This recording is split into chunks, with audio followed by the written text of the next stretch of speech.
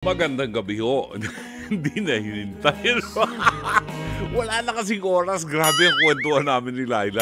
Paghiwalayin nyo nga kami ni Laila. Palibhasa, no? Marami kaming mga experiences. Ay, nako. Kaya, dapat hiwalay na kami. Napapahaba ang kwentuhan eh. Ngayon po 21 ng buwan ng Nobyembre. At ibig sabihin niyan, meron pa tayong 34 days to go to Christmas! Merry Christmas! Merry Christmas to you too! Ho, ho, ho!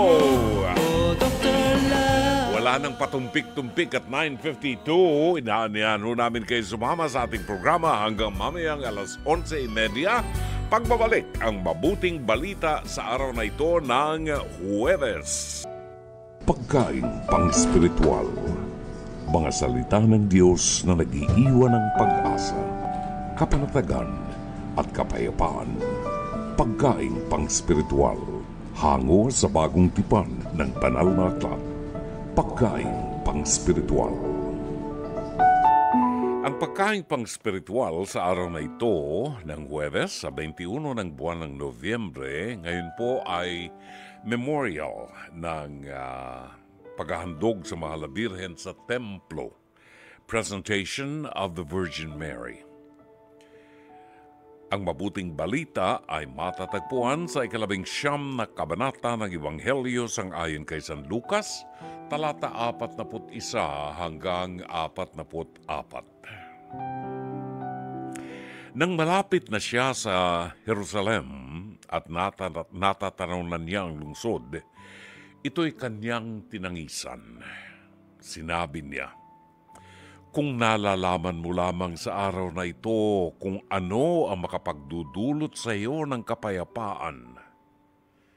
Ngunit ito'y lingid ngayon sa iyong paningin.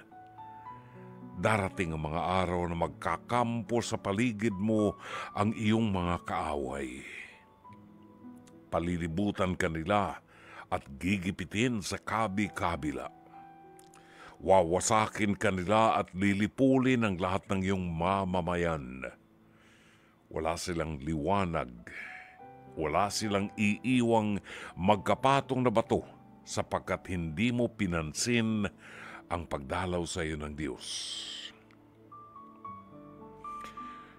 Kanina po na pinagninilayan ko, kapatid, ang Ebanghelyo ngayon, nagbalik sa aking alaala ang isang lugar sa Holy Land na ating tinutungo. Pinupuntahan natin every time we go to Holy Land, and we call this Dominus Flevit Church. The Lord wept. This is the meaning of Dominus Flevit. Ang Panginoon ay lumuha. At doon mismo sa lugar na yon, overlooking the walls of the old city of Jerusalem, dito lumuha ang Panginoon sapagkat, bakit siya lumuha? Nakikita ng Panginoon at naaawa siya sa mga taga-Jerusalem sapagkat tinanggihan nila ang Panginoon.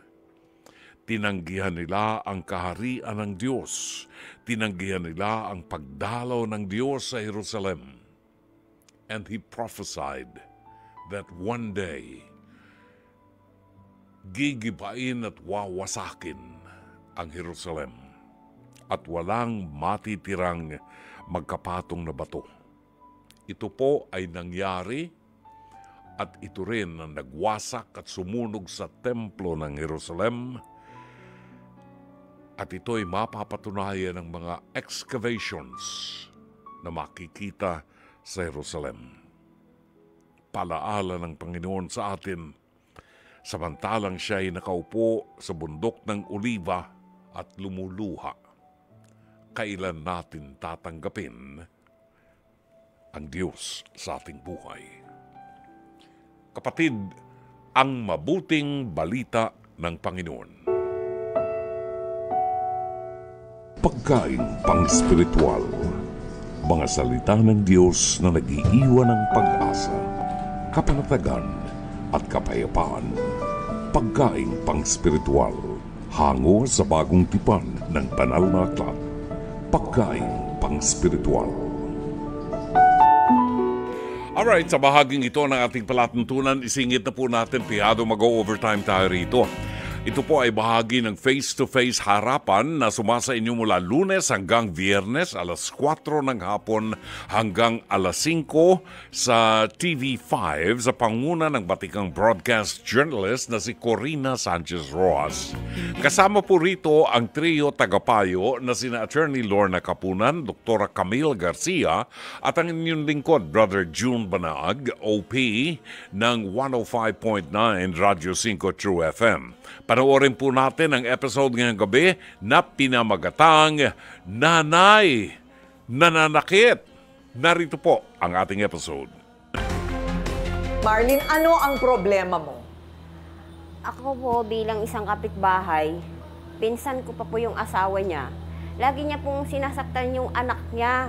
Araw-araw, lalo na po yung 14 years old niyang anak na si John Mark. Lagi niya pong pinapalo kung ano pong mahawakan niya. Pat-pat man po yan, o kaya walis ting-ting, pinapalo niya po yan. Bilang pamangkin po niya, nasasaktan po ako kasi ako, may 5 po kong anak, hindi ko po sila pinapalo eh. So yung pagpalo, may kasama pa sigurong paninigaw, pagmumura? Siyempre po, simula po sa kalsada, lagi niya po sisigawan, papauwiin. O, nakikita mo talaga o naririnig mo lang? Hindi, nakikita ko kasi magkatabing bahay lang po kami. Araw-araw po ako nasa bahay. So ang nakita mo na, Oo. yung pinapalo ng patpat, Opo. walis ting-ting, sandok. Gumamit na ba ng sandok? Hindi po, Di pa tabo. naman. Tabo? Opo. O. Ano ang tinatama ang bahagi ng katawan? Yan siya sa kamay, sa paa, sa puwet. Kung saan po pag tumama po yun. O hindi po pa sa katawan. naman inuumpog ang ulo sa pader? Wala pa Hindi naman po. ganyan? Hindi naman po niya ginagawa yun. Anong naririnig mo sinasabi ng mga anak? Sa'yo daw nagsusumbong ang mga anak. Opo. Pinapalo daw sila ng nanay nila at saka kinukurot po. Kasi nakita ko, bakit may kurot ka kako sa pisngi? Sabi ko. So may mga marka? Opo. Oo. Sabi niya, kinurot po ako ni mama. Sabi ng ganun. Pero yung ganyang edad, di ba, Ryle, yung mga 12, 13, 14, parang, di ba, dyan nabubuo yung pag-iisip mo eh, no? Pumapasok sa isip ng bata kapag sila'y pinapalo at hindi nila maintindihan bakit kailangan silang saktan. Anong tingin mo, Donita, di ba? Meron talaga ganon, Ate Corino, kasi naranasan ko rin yan na masaktan noon ng bata. Actually, hindi na ako high school na ako, pero nasasaktan pa ako. Sampal, lahat, Oo. palo. Yes. Yun yung feeling ko na may mga magulang na meron silang sama ng loob, kinikimkim, na ilalabas sa anak. Oo, parang gano'n, Ganon, ano? ganon po. Sa'yo palang nagsusumbong yung mga bata, hindi pa kayo nagbabarangay? Hindi po, kasi naawa rin po ako sa, sa nanay niya eh. Tsaka pamangkin ko po yung mga bata, tsaka pinsan ko yung tatay. Ano naman ang ginagawa ng asawa? Pinagsasabihan pag nauwi. Nagsasabihan siya. So hindi naman nakikisaw-saw yung tatay sa pananakit? Hindi po. Ayun. Pinagsasabihan lang niya yung asawa niya. Huwag nang ganunin. O eto naman, ang inirereklamo. Janet, humarap ka na. Di totoo yan! Makalambera ka! Okay, naamin to! Naamin ko, nananakit ako! Oh, naku. Ano ang sinasabi mo? Ano ang problema mo, Janet? Opo! Inamin ko! Oo. Nananakit ako! Bawal yan. Bakit nakikita mo wala kang pakialam? Tuloy. Anak ko yun eh! O bakit? Bakit mo ginagawa? Kasi po kumukuha po kasi po ng pera po sa wallet ko po. 100 na lang po yung pambili po ng pagkain. Kaya ka po pinalo po yung anak ko. Bawal nga naman din talaga ang pagnanakaw, ano? Masama din naman din talaga yon. Para sa pagkain na lang. Pero ano ba ang style mo ng pananakit o pagdidisiplina? Anong style mo? Anong ginagamit mo? Kamay mo lang? Kahoy po! Kahoy. Anong klaseng kahoy naman yung natapapulot mo? Oh. Bakit ka naiiyak? Naaawa ka rin siguro sa anak mo, no? Inaway ko po. Ha? Saan mo naman nakukuha yung armas mo? Ayoko po kasi maralas po sa akin po ng anak ko po. Araw-araw ba nangyayari yan sa bahay niyo? Hindi naman po yung araw-araw po yun eh. Pagka nagtatrabaho po ako, umuwi po ako, Nang tangali, tinatanong ko po sana, kumain ka na. Sasabihin na po ng anak ko, hindi pa daw. Nagsusumbong po kasi yung babae ko po na babae po. Oh.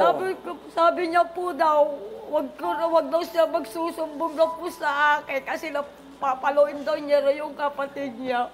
Oh. So, nag-aaway din sila. Nag-aaway po sila po. Sabihin na natin, nahihirapan ka ring disiplinahin. Nahirapan na po ako sa buhay ko po. Well, mahirap talaga ang buhay, Nay. Yung asawa mo, anong ginagawa? Ano po, nag-construction po. Di po Construction. nawawalan po. Ako po, nagtatrabaho po, nagpaalam po lang ako sa amo ko po. Sabi niya, pumasok. Sige, ay ko, ma'am, salamat po sa niyo po, pinayagan niyo po ako. Ano lang naman po ako, saglit lang naman po ako, hindi po ako magtatago. So, namamasukan ka. Opo, Namamasukan ka, ikaw ang labandera nila. Opo, Ayun. nag-aalaga po ng bata po, 2 taon, tsaka 2 high school po. O mabutit hindi mo pinapalo yung alaga ng amo mo, ha? Hindi ko po yung gagawin po sa ilang tao po, pero sa ano ko, namin ko namamalo po ako. Ay, ganun. So, para sa'yo naman, sa palagay mo, tama yung kanyang pagdadahilan? Hindi po. Bakit? Kasi ako, marami rin po akong mga anak na kukulit din po. Bago po ako mamamalo, tinatanong ko muna kung ano ang dahilan niyo, kung bakit kayo nagpapasaway. Disiplina ko po sila ng mabuti. Kasi ayaw ko magkaroon sila ng sakit sa kalooban at saka sa mental health ba. Yun po ang Kasi nasa kapag isip ko. bata nga naman, Opo. hindi pa nila maintindihan bakit sila nakakatanggap ng ganong klaseng sakit sa katawan, Nay. Opo. Hindi pa nila maintindihan. Mm-mm. Ako yung malilit pa rin po yung mga anak ko po. Lumayo na po yung mga anak ko po sa akin. Kinuha po ng mama ko po. Mula po pangalay hanggang pangalawang hanggang mapangap. Baka lang kasi hindi naiintindihan ng mga nakikinig, ano? Kasi tuloy-tuloy ang kwento ni Nanay. Si Nanay, 40 years old pa lang si Nanay, ah. 40 years old pa lang siya. Siyam ang anak niya. Siyam. Yung 5, dahil hindi na niya kinaya, yung 4 ba o yung 5? Lima po. Yung 5, sa nanay niya, no? 4 po. 4 ang nandun sa, binigay muna niya sa nanay niya dahil hindi na nila kaya. Mahirap itong mahirap itong pinag-uusapan natin ngayon. Alam niyo kung bakit? Parang pinagbawalan mo na rin mag-videoke ang Pilipino. Yung pamamalo ng bata, kung minsan pananakit ng medyo sumosobra na, parang mula pa sa mga ninuno natin, lola, hanggang nanay natin, hanggang sa atin, at hanggang sa ngayon, dinidepensahan pa yan kahit ng mga makabagong tao, ha? Na, ako rin naman, pinalo din naman ako, okay naman ako, Kala mo lang, okay ka, di ba? Okay naman ako, dapat makatikim din yung anak ko, yan. Kultural na sa atin. Gaano ba kabigat yung kamay mo at naghumihiyaw daw yung mga anak mo sa sakit? Ano po, yung sa sobrang niya po na po ng galit po, pinalop ko po yung kamay po na ng kahoy po. Okay, parang kung kamay lang naman ang pinalo mo, bakit gano'n? Anong masabi mo, Marlene? Kasi siyempre kahoy po yun, masakit talaga po yun. Kahoy. Opo. Opo, ma'am. Namin ko po, kahoy po yung ma'am. Kahoy, Hindi okay. ko po ma'am sila sadya po kasi po yung albay. Makulit po kasi mami. Okay. Siguro Hindi dapat, ko po sadya po ma'am. Hindi ko po ilabi ko po nila lang po. So, kumbaga ayaw mo naman sanang saktan ng anak mo. Ayaw ko po ba? Ayaw ko pa malakan kasi may bumabulong po sa tego ko. Paluin po. Sabi na po sa kabila. Wag. Ikaw ba ay nakatikim ka rin ba dati sa mga magulang Nakatikim mo? lang po ako sa papa ko po. Dahil binubugbog po ako. Binubugbog ka ng tatay mo. Opo, nananakan po yun eh. Anong klaseng bugbog ang ginagawa sa'yo ng papa mo? Yung ano po, yung batuta po, pinapalo po sa likod ko. Batuta? Tapos sinuundog po yung ulo ko sa pader. Tapos malo na yung utak ko po, mami. Ganun ba? Bakit mainitin din yung ulo ng... Mainitin po, bisan maya konti, parang may sumisigaw ako, sigaw. Nagalit po. Alam po ni Ate Marila, sigaw na kahit wala akong kaaway, kahit hindi ko sigaw na sigaw ako. Ano ba si Jana, sigaw na sigaw. Kala naman niya, inamin ko, mami, namamalo po ako. Kung matatandaan po ninyo, meron din tayong naging kaso, di ba? Yung kaso noong hilaw na manugang na siya pa ang nananakit doon sa kanyang hilaw na biyanan. Natatandaan niyo yon, yung bata na nung in-interview natin yung bata, Donita, sabi nung bata, siya rin daw ay bunga ng pambubugbog sa kanyang bahay nung bata siya. 20 anyos lang ito ha, nang bubugbog lang ng matanda. So, meron talagang epekto yung nakaraan natin dito sa ginagawa natin ngayon. Dapat maintindihan mo yun. Maintindihan ko naman po. O ayan, edi wag mo nang ibaling sa mga anak mo siguro. Ipangsiga mo na yung kahoy na yan. Diba? Ipangsiga mo na yan. Itapon mo na yung kahoy. Mahal ko po ba yung anak ko po? Ang nakikita ko lang pinapalo. Piniiwan ko po. Kasi alam mo yung, di ba alam mo naman yung damdamin ng sinasaktan. Para kung pag kinurot ko po yung kamay ko po, masakit. Pero pag nakikita ko, parang kinakausap ko yung anak ko, sorry, mama, mahal kita. Sabi sa akin ng mga anak, mahal kita. Sabi sa'yo, mahal kita. Sabi ng mga anak mo, kahit binubugbog mo na. Sabi kahit binubog mo ko, mahal ko pa rin ko kayo. O biro mo yun? Sabi ko na, sorry na ginagawa ko sa inyo. Kasi ayoko na maranasan ko yung buhay ko sa iyo. Ayoko gusto ko ibigay sa inyo. Huwag kayo maranasan ang buhay ko sa akin. Masakit na. At iniwanan ako ng mama, ng lola mo. Tanggap ko. Ayoko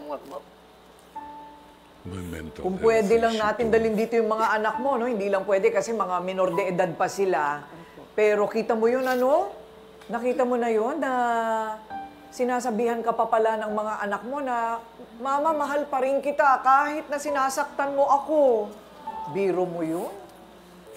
Alam po na po ni Ate Marlene na...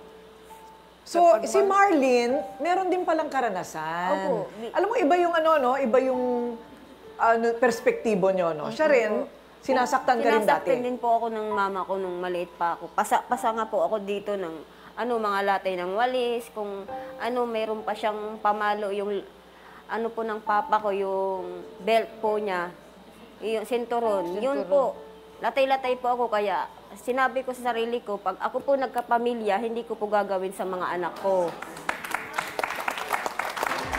Question, dapat bang disiplinahin ang mga bata? Yan ang tanong. Dapat bang disiplinahin ang mga bata? Sa Biblia, sa aklat ng mga kawikaan sa Proverbs, hanapin niyo sa chapter 13, verse 24, sinasabi ng aklat na he who spares the rod hates the son, but he who loves him disciplines him promptly. Okay, so kailangan may disiplina. Hindi nangangahulugan na binanggit dito yung rod, meron tayong pamalo, no? Ang problema, yung mga magulang natin na dumaan sa ganyang uri ng disiplina na wala sa lugar, ipinapasa yan, sabi nga ni Ate ko rin kanina, it becomes a culture. Kay Janet, hindi niya gusto na gawin, pero meron siyang issue sa anger management. Meron siyang problema doon. Kasi nakikita ko, umiiyak siya eh. Nasasaktan siya. Pag nalalaman niyang nasaktan yung anak niya, hindi niya makontrol yung sarili niya. So, kailangan niya ang psychologist. Ang pinakamagandang paraan ng pagdisiplina sa mga anak natin ngayon, yung cellphone. Pag grounded sila for 1 week without cellphone, parang pinatay mo na ang bata. Alisin mo ang cellphone ng one week or 2 weeks, alam nila kung gaano katinding parusa yan. So mahalaga sa atin, alam ng bata ang dahilan ng pagdisiplina natin sa kanila. No? Mahalin natin ang ating mga anak. Nanay, kayong mag-asawa, kailangan yung magkonsulta kay doktor.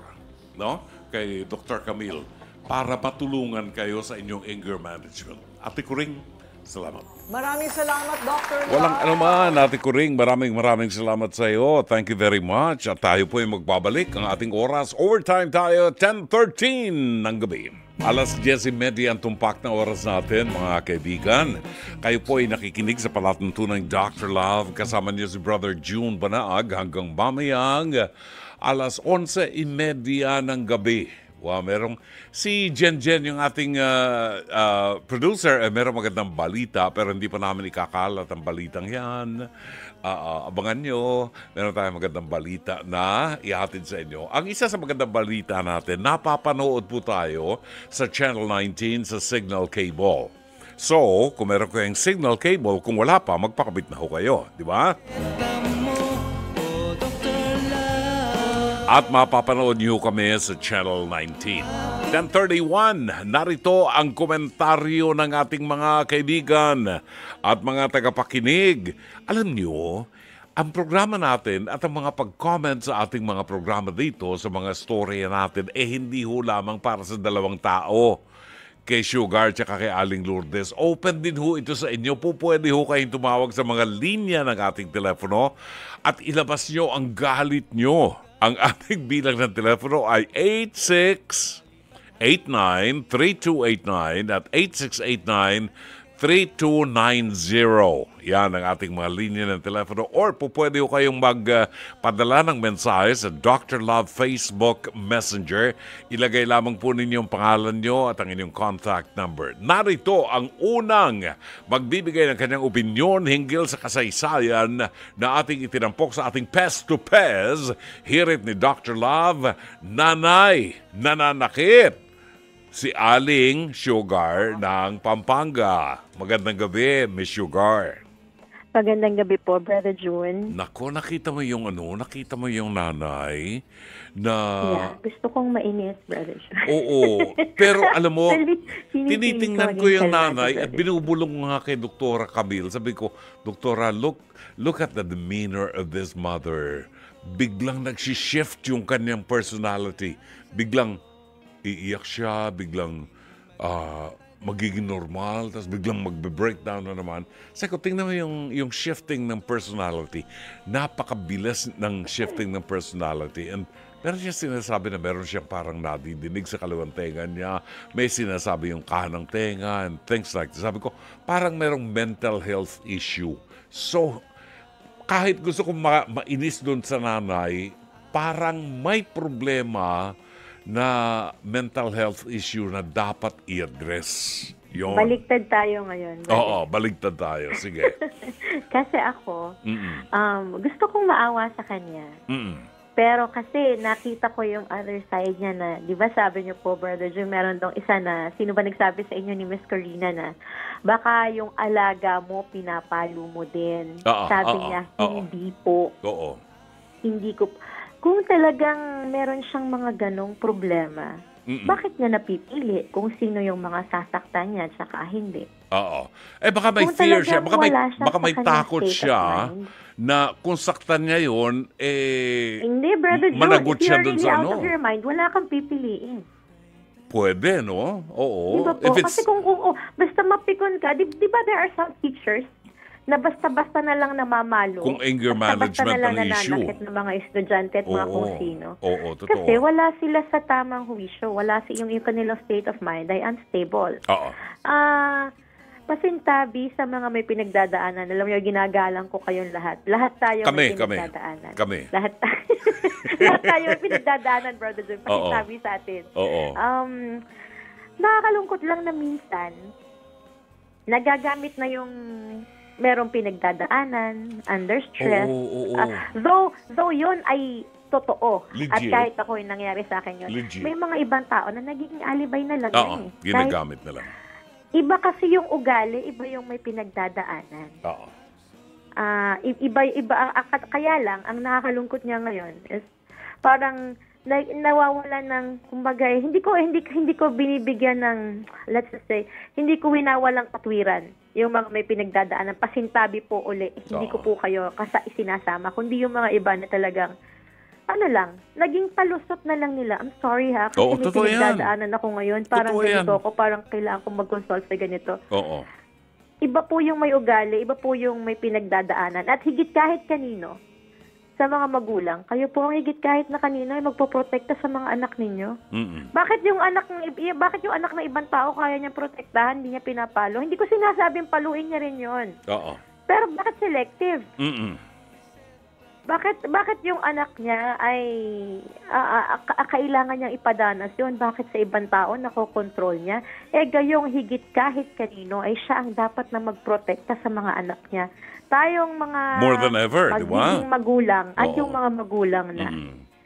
Higit kahit kanino po ay kayo o tayo ang magpoprotekta sa mga anak at mga magiging anak natin laban sa kung sino man. Right. Hindi yung tayo pa ang mangungunang manakit. Abay, Brother June, walang kalugaran ng pagpalo. Oo. Kahit anong magamit niya, kahit kahoy, kung saan niya kinukurot. Higit, dugot laman mo yon. Ang mga anak Ay, ninyo, sabihin mo sa dugot tatay laman ko yan. ninyo. Sabihin mo sa tatay ko yan. Sa tatay po ni Brother. Oo, yung tatay ko. Kumamalo ang tatay ko, ginagamit niya yantok Mindoro. Aray! Oo, pag tinamaan ka noon, wala kang mararamdaman na pain. Pero makita mo yung short pants mo, basa na ng ihi, napaihi ka na. Ang sakit. Oo, tapos kinabukasan manhid na ka, papalo. Tapos isang palo lang yun. Isang palo lang. Tapos makita mo kinabukasan yung hita mo sa likod, may latay. Naniniwala tayo sa disiplina, Brother John. Oo, tama. Pero naniniwala rin tayo na lahat ng bagay, anumang sobra, ay talaga namang napakasama. Hindi at sa naman, mga magulang na may... Hindi naman sinabi sa Bible, yung disiplina, pamalo. Hindi naman sinabi yon. Ang sinabi sa Bible, kailangan disiplinahin natin ang ating mga anak. Yes, Brother June. Oo. At saka yung mga kulturang ganon, pagka alam na natin kung talagang kayo ay nagmamahal at mahal ninyo ang mga anak ninyo, hindi nyo na kailangan ipadana sa kanila yung sakit na naranasan ninyo. Tama. Pagka may ganon, suriin nyo na ang sarili nyo at baka meron na kayong problema sa ugali ninyo. Oo, kaya sabi ko, kasi ako, inedit na yun eh. Kasi ganun nga, ang tatay ko kasi, ang style niya, corporal punishment, panahon ng Kastila, yan eh, mga panahon ng lumaki yan ng mga ano eh. Sobrang mga tao. Ganun mga tao nun eh. Alam mo, ang style ko sa mga apo ko, ang mga anak ko, napalo ko yan nung araw. Ang style ko sa mga apo ko, yung cellphone or tablets. Yan ang ginagamit ko ngayon na pamparusa sa kanila. Laking lungkot na sa kanila yon, Brother June. 1 week lang, grounded. Pag sinabi ko, grounded ka, 1 week, wala kang cellphone, naku, parang pinatay mo na yung mga bata. You can do it. You can do it. Walang sakitan ng physical, hindi corporal punishment. Sa mga magulang, napakahalaga na irirespeto kayo ng anak ninyo or susundin kayo ng anak ninyo dahil may respeto sila sa inyo. Hindi lang dahil sa takot sila sa inyo. Pag-aralan ninyo na maging kaibigan ng mga anak ninyo para naman maranasan ninyo ang saya ng pagiging magulang at maranasan naman nila ang sarap ng pagiging anak ninyo. Yes. Ang pagdisiplina ay hindi nadadaan sa ang pagpapasunod hindi yung nadadaan sa kung gaano kalakas ang palo mo o kung gaano kasakit ang iyong ipapalo, kung anong pamalo ang gagamitin mo. Yun ay nadadaan sa kung paano mo sila tratuhin at kausapin. Kung magkakaroon sila ng respeto sa inyo, hindi nyo na sila kailangan gamitan ng kahit na anong pamalo o kahit na anong sandata. Sila ay susunod na sa inyo. Kung disiplinahin mo man ang bata, kailangan maliwanagan ng bata kung bakit siya dinidisiplina. Exactly, Brother June. Pangit naman yung papaluin ka, hindi mo naman alam. Gusto mo ba naman yung bigla ka na lang dadamputin Ganyan kami ng araw. Takot kami. Takot. Hindi yung respeto talaga. Takot. Yun. So, linawin lang natin na inulit ko, hindi ko ini-invalidate yung kay Janet, Brother June. Posibleng tama rin kayo na pwede rin siya magpa-consult sa isang doctor. Paragi ko meron siyang Camille. Pwede naman yun. Tingin ko meron siyang mental health issues. Yep. Hindi natin inaalis yun. Pero siguro, hindi rin natin inaalis yung kanyang pag-uugali na kailangan niyang baguhin. Exactly. I agree with you. Yan. Maraming salamat. Alam niyo, Brother June, thank you. Malapit na akong Brother June. Malapit na na akong humingi ng TF dito dahil kami lang ni Aling Lourdes. Aling Lourdes. Oo nga. Kaya sabi ko, open naman sa lahat. Open naman sa lahat. Unahan niyo si Aling Lourdes at si Sugar. Oo. Parang nagiging segment na to. Ano ba to? Segment na? Segment na yan eh. Oo. Thanks a lot, Sugar. Sige ba, Brother June? Salamat. Si Sugar ng Pampanga. Si Aling Lourdes naman ng LU, La Union. Aling Lourdes, magandang gabi. Isang maganda, mabiyaya at mapagpalang gabi, Web. brother. Opo. Ano masasabi mo kay Janet? Naku, hindi naman kasi tama talaga yung pamamalo. Pwede naman kung kausapin lang siya sa malumani na pamamaraan, yung bata. Kung yung palo kasi, ano yan, corporal punishment yan. Kung sabunutan niya yung anak niya. Ay, naku, lalo naman pong hindi maganda. Tsaka Hindi sinasabi pwede. niya na, Hindi pwede yun. yung inuuntog ba, hindi po. Walang untugan. Pinapalo lang ng kahoy. Naku, wag naman po kasi kawawa naman din po yun talaga yung bata. Kahit sabunutan, di pwede. Hindi po pwede. Kurot. Kausapin. Kurot. Okay lang po siguro yung kurot, pero Hindi rin, physical din yun.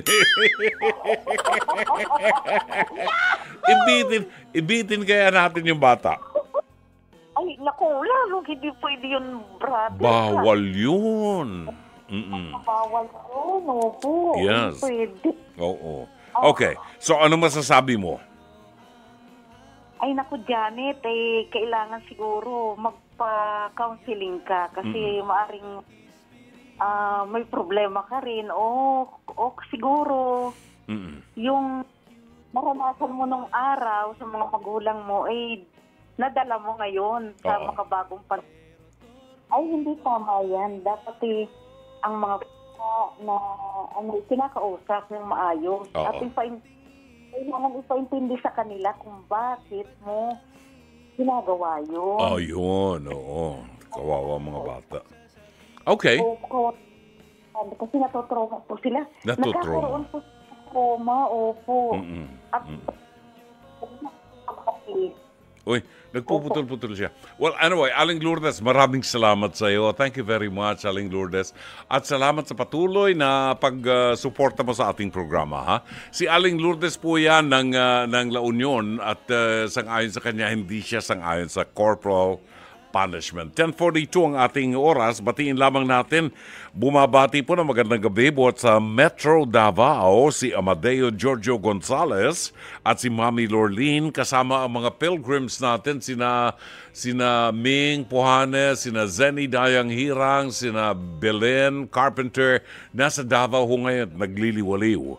Lance Abelion, bumabati ng Happy Thursday watching from Sampaloc, Manila. Engineer Mercy Santos, good evening pards. Have a blessed Thursday to all.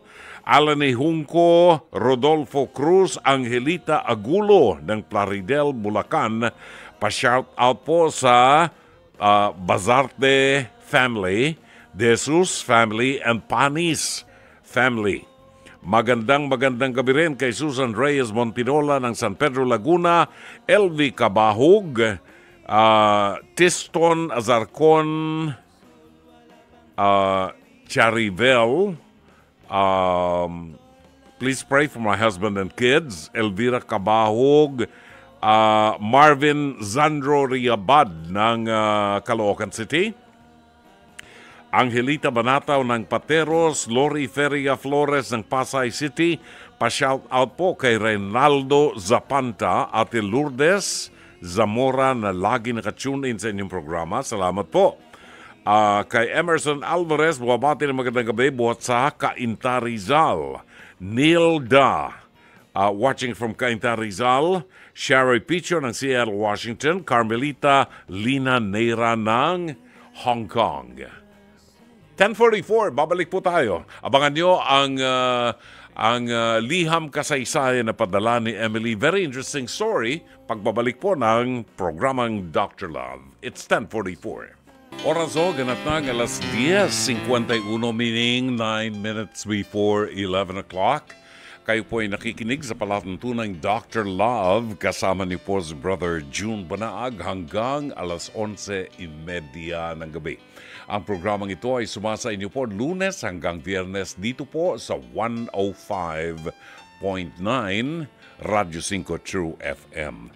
Maraming salamat muna kay Marjan Dominic Mamhot ng Paranaque, Ambo Estrella, Brother June listening from Paranaque City. Paki-shout out po si Mark Utoy, Estrella, uwi na, gabi na. Mark, aba, anong oras na? Umuwi ka na. At na makapahinga naman, Delia Dino Baturiano, Lorena Aquino, maraming salamat. Maria Erica Lopena o Yek Lopena ng San Pedro, Laguna. Chato Sakluti, hanggang ngayon nakatutok pa po sa ating programa. Maraming salamat, Chato. Nicole Sueno ng Antipolo, Sharipicho, and Lilian Panaligan Buen ng Parañaque City. Maraming salamat po sa inyo. Itong si Yek Lopena ay humahabol, pero batiin lang natin muna dahil si Riza templadong parang kape ng San Pedro Laguna ay nag-text sa atin. Good evening po, Brother June. Lagi po nakatutok sa Dr. Love ang mga Dr. Lovers ng San Pedro Laguna sa panguna ni Yek Lopena. God bless po and regards sa buong staff. Ang ganda po ng mga music ni Rome Ortigas. Talaga naman, Rome Ortigas, may fan ka na. Talaga naman. Maraming salamat. Si Yek Lopena, sabi niya. Magandang gabi, Brother June. Share ko lang po sa inyo the way na dinisiplina ng pagdisiplina sa akin ng parents ko. Alam niyo po na naranasan ko rin po ang pinaluhod po ako ni Mami sa asin at munggo noon. Kasi po ayaw kong mag-aral. 30 minutes po ako nakaluhod. Ang sakit. Aba, masakit talaga yun. Sa munggo na nasa bilao at saka asin, talagang corporal yan, ha? Marivi Viola, magandang gabi sa iyo. At Myra Bulisay Lay. At Roy Bulisay, magandang gabi. Elizabeth Villa Gonzalo. Zenny Dayang Hirang. Sabi ni Myra Bulisay Lee, parang may something yung nanay. Tingin ko may something. Ayan. At saka somehow. Sabi naman ni Marivi, parang may tililing yung nanay. Pagpasok nagsisisigaw, tapos biglang iiyak. Yun. Parang parang may split personality. Parang ganun, ano? Anyway, hindi naman tayo psychologist. So, iniwanan na lang natin kay Dr. Camille ang desisyon kung anong makabubuting tulong para sa kanya. Oras 10:55. Para doon po sa mga may kasaysayan ng buhay at gusto po ninyong makibahagi ng inyong kasaysayan sa ating palatuntunan. Kasaysayan ng pag-ibig, kasaysayan ng tagumpay, kasaysayan ng kalungkutan at kaligayahan sa buhay, or mga suliranin na gusto po ninyong idulog sa ating palatuntunan, maaari po kayong magpadala, Santi, ng inyong liham kasaysayan sa ating programa. Padala po ninyo sa Dr. Love Facebook Messenger kasama ng inyong pangalan at ng inyong contact number. Maaari din po kayong tumawag sa ating hotline sa 8689-3289 at 8689-3290 para po sa live counseling ng ating programa. Sa mga nanonood po at nakakamiss ng ating programa, meron po tayong replay sa Channel 19 sa Signal Cable, no? Ang replays po ng Dr. Love Radio Show sa Signal Cable Channel 19 tuwing weekends, Sabado at Linggo. Araw ng Sabado, may replay po tayo ng 7:45 until 9:45 in the evening. Araw ng Linggo, meron po tayong replays ng 8 a.m. until 10 a.m. Channel 19 po yan sa Signal Cable. And 7:45 until 9:45 in the evening ng araw ng Linggo. Maraming salamat, Jen. Narito ang liham kasaysayan na ating itatampok ngayong gabi, padala ni Emily.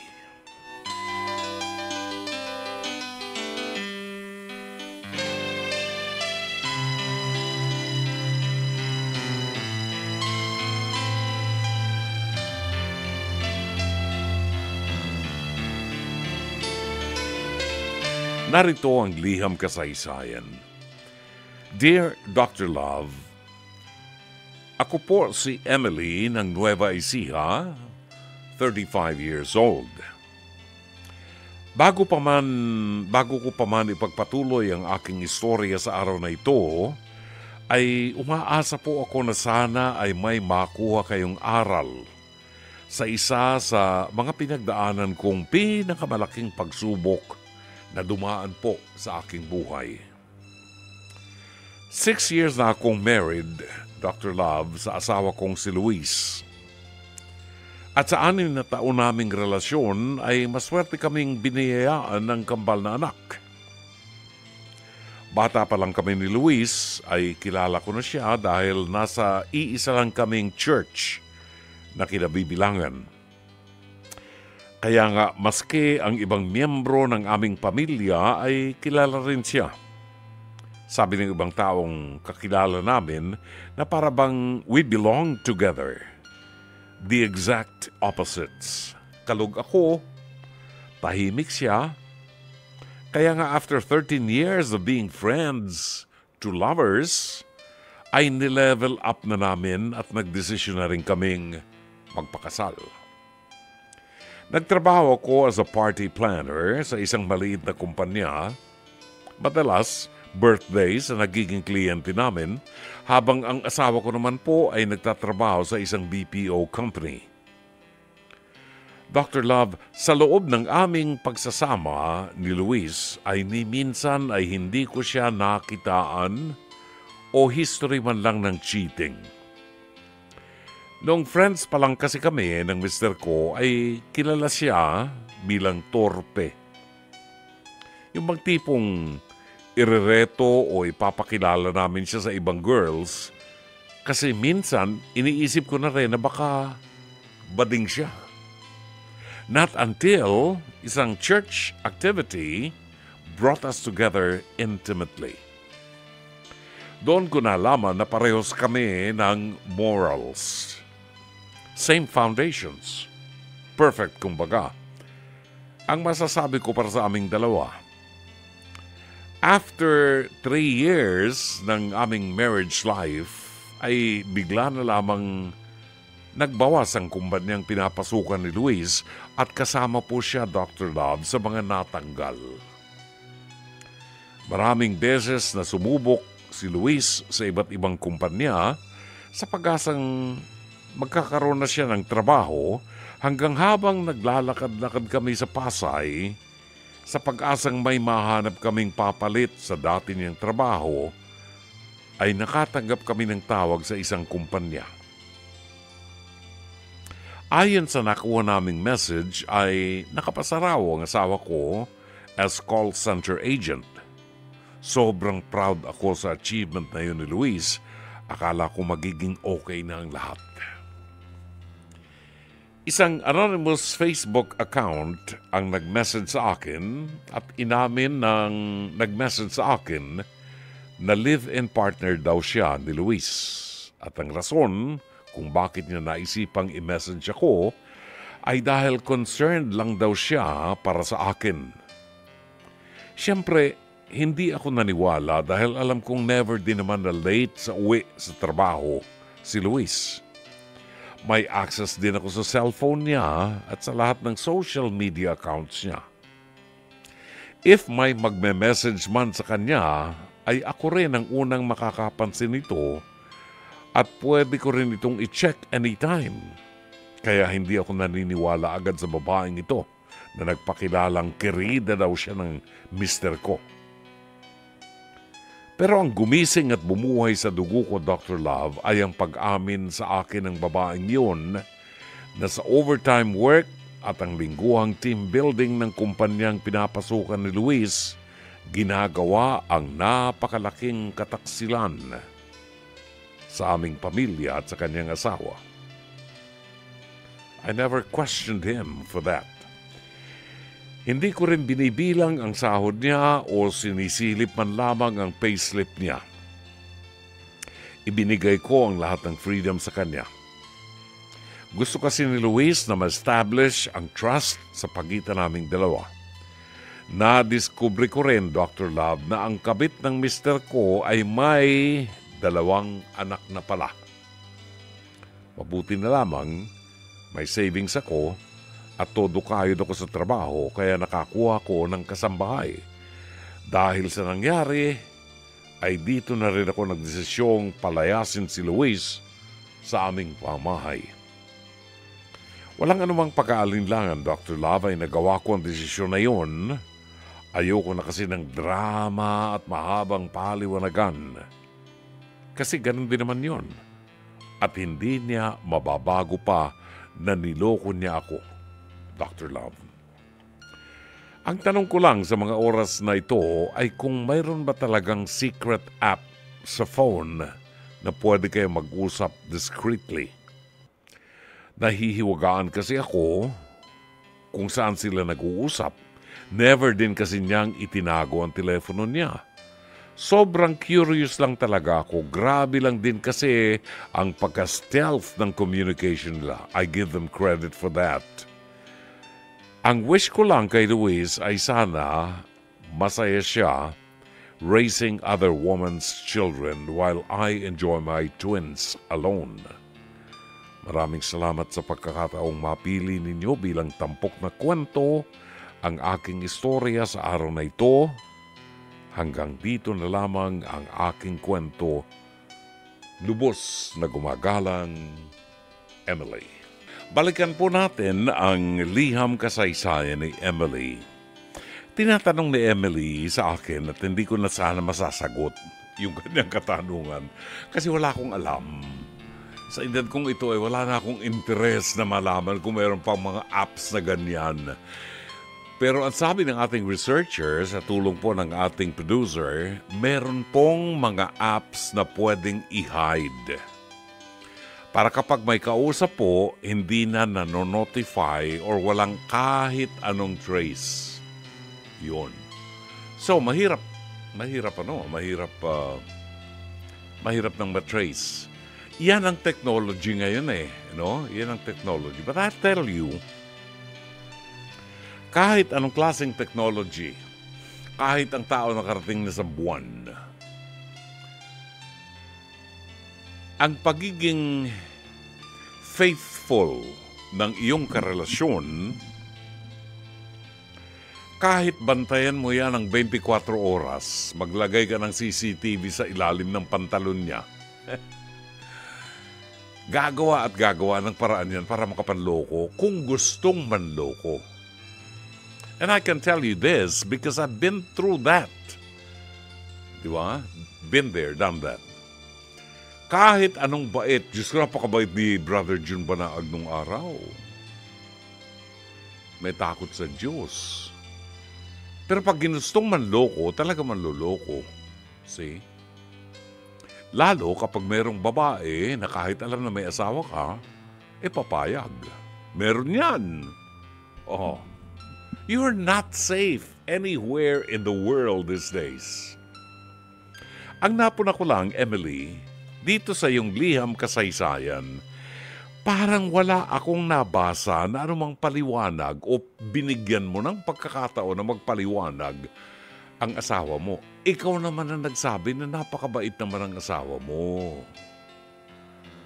Ang napuna ko lang, wala kang sinabi tungkol sa explanation ng asawa mo. May sinabi ka tungkol doon sa personality ng babaeng escabeche umano ng asawa mo na may 2 anak or something at may asawa. Karengkeng. Ay siyempre, escabeche, di karengkeng, may asawa na anak ka na ng asawa niya. May asawa ha, hindi live-in, asawa. Nagpasawsaw pa sa kanyang platito ng patis. Alam mo yon? Normally, sa mga babaeng may asawa na, yung platito ng patis niya, ang pinapayagan lang niya magsawsaw yung asawa niya. Kahit kumakain ng sinigang na baboy na maraming taba, yung patis mo ilalagay mo ng sili. Diba? Sinigang tapos ang kanin mo medyo may gabi na dinurog. Ang sarap niya, ano? ang papayagan mo lang magsawsaw sa platito mo ay yung asawa mo. Hindi ka papayag na kung sino-sinong kamay ang magsasawsaw sa platito ng patis mo. Itong kabit ng asawa mo, quote and unquote na kabit ng asawa mo, may mga anak na rin pala ang kambing na yan. Hindi na nakontentong sumawsaw sa kanya yung kamay ng kanyang asawa, naghanap pa ng ibang kamay na sasawsaw sa platito ng patis niya. Kambing na yan. Kita mo? Kita mo? Ibig sabihin, na-establish mo na karengkeng itong eskabetsing ito. Okay. Pero hinahanap ko ang paliwanag ng asawa mo. Inamin ba niya? Ang sabi mo lang, meron silang, nagtatanong ka kung merong app sa phone na pwedeng mag-hide ng mga kwentuhan. Sabi ng producer ko, si Jenjen, meron daw. But still, hindi mo pa rin na-establish kung totoo kasi itong kambing na kabit ng asawa mo, di umano, ako'y naguguluhan sa buhay nitong kunehong ito. Gusto kong kurutin sa singit ito eh. Gusto kong kurutin sa singit eh. Kasi, ako naman nagkaroon din ng kerida nung araw. Nagloko rin ako nung araw. Pero, yung aking girlfriend, as much as possible, ayaw niya na pinag-uusapan yung tungkol sa wife ko. Kasi nagigilty rin siya. Diba? Sobrang kapal ng mukha nitong kerida ng asawa mo, kung totoo, dahil siya mismo ang tumawag sa'yo at nag-notify sa'yo. Normally, ang mga kabit, umiiwas yan sa asawa. Bawal yan. Talagang bawal. Ngayon, dahil nga ang tao, karamihan ngayon, wala nang takot sa Diyos, lalo na yung mga kabit at saka mga eskabetse, mga kabitenya. Diba? Pasaway! Wala na. Ano? Taas ang kamay o paa? Pasaway! Pasaway. Oo. Mga pasaway. Mga eskabetse ngayon. Kasi wala nang values eh. Wala nang takot sa Diyos. Pinagmamalaki pa yung nakita ko sa sa face-to-face. Nakita ko sa face-to-face, yung mga eskabetse, sila pa mga matatapang kaysa dun sa asawa. Talagang gusto kong kurtin sa singit mga eskabetseng to. So, na-establish natin yung di umano ay eskabetse ng asawa mo. In-establish mo yon.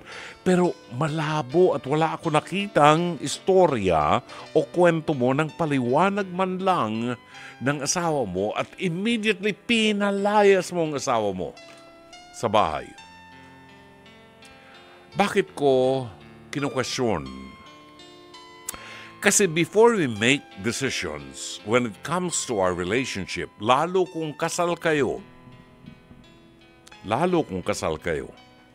when we make decisions, we see to it that it is a sound decision. Hindi base lang doon sa emosyon natin. Maraming porsyento sa aming mga lalaki ang natutukso at nagkakasala. Hindi ko sinasabi na tama. Ang sinasabi ko lang, nagkakamali rin kami. Ako nga inaamin ko sa inyo, ano pang gusto nyo? Lamang, pag nalaman mong nagkamali ka, ituwid mo na. Di ba? Ituwid mo na kasi hindi ka po pwedeng palagi nabubuhay dun sa mali. Pwede namang ituwid kasi nagawa ko eh. Hanggang ngayon, I am chaste. Hanggang sa inabot na ako ng sumpa ng kalangitan na wala nang tumigas sa mukha ko. Wala nang tumigas kundi yung mukha ko. Ang tuhod ko hindi na matigas. Mukha na lang ang matigas, Rome. Oh, sumpa ng langit yan. So ngayon, mas Feeling safe na yung misis ko. Safe na si June Banaag. Yeah, baby! Diba? Alright. Wala kasi ako nakita dun sa husband mo. What I'm trying to think here is, tama ba o masyado ka naging emosyonal? Hindi mo ba binigyan ng pagkakataon na i-consider na pakinggan yung kanyang panig? Dahil itong kambing na kabit na ito, nanunukso ito eh. Baka natukso ang asawa mo, kung natukso man siya. At yung klase ng asawa mo, ayon sa visualization na pinresent mo sa akin, ito yung klase ng asawa na kung nagkamali man, pwede mong bigyan ng isang pagkakataon pa. Alang-alang sa relasyon ninyo, dahil kasal kayo at may mga anak kayo, alang-alang sa pamilya. Hindi lang yung emosyonal na desisyon na palayasin siya. Kung pinalaya siya, so anong achievement natin? Di ba? Nawasak ang pamilya mo. Sinong nagwasak ng pamilya mo? Kung ang asawa mo'y natukso, mahina siya, dapat sinuportahan mo. Sino nagwasak? Ang impacto na Quirina, Kabitenya, Escabeche, ang buwisit na ito, nakabit ng asawa mo. Siya ang nagtagumpay dahil winasak niya ang pamilya mo kagaya ng pagkawasak ng pamilya niya. Kasi may asawa na siya, may anak na siya, kumarengking pa siya. Ano yung sabi nga sa face-to-face? Hindi naman kumakain ng gabi, hindi naman nadikit sa puno ng gabi, bakit nangangati? Di ba? Sabi ko tuloy na kukuha mga story dyan sa face-to-face. Ang sa akin ay ganito, ha, Emily? Baka ang asawa mo ay makipag-usap sa iyo kung, sagutin mo lang to, ha? Kung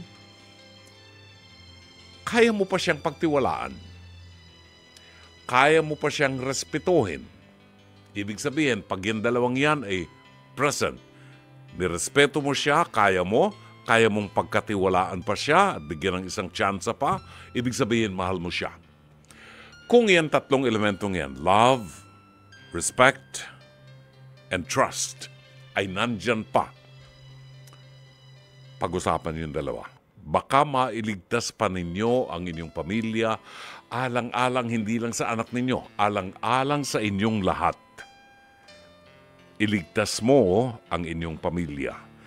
Kung ang asawa mo ay talagang lantarang ng wawalang hiya, kaliwat kanan ng bababae, nakakabuntis, irresponsable, sugarol, gumagamit ng droga, ako na magsasabi sa iyo, layasan mo ang kambing na yan.